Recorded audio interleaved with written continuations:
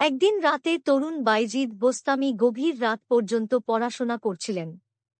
যখন সে তার বইয়ে মগ্ন ছিল, হঠাৎ সে শুনতে পেল তার মা তাকে ক্ষীণ স্বরে ডাকছে। সে তার পাশে ছুটে গেল।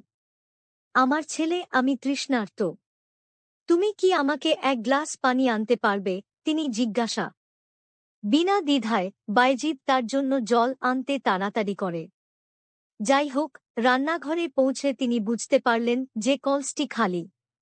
তার মায়ের ইচ্ছা পূরণ করার জন্য দৃঢ় সংকল্প করে তিনি শীতল অন্ধকার রাতে কুয়া থেকে জল আনতে ছুটে গেলেন। সে যখন পানি নিয়ে ফিরে আসে তখন তার মা ঘুমিয়ে পড়েছিল। বাইজিদ তার বিছানার পাশে দাঁড়িয়ে তার হাতে পানির গ্লাস ধরে তার বিশ্রামে ব্যাঘাত ঘটাতে নারাজ।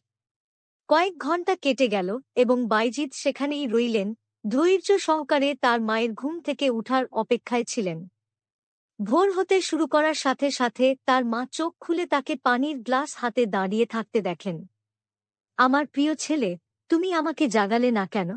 তিনি জিজ্ঞাসা করলেন, তার চোখ অশ্রুতে ঝরছে। মা, বাইজিদ আস্তে করে জবাব দিল, তুমি পানি চেয়েছিলে, আর তোমার সেবা করা আমার দায়িত্ব। আমি তোমার ঘুমের ব্যাঘাত ঘটাতে পারি কি করে?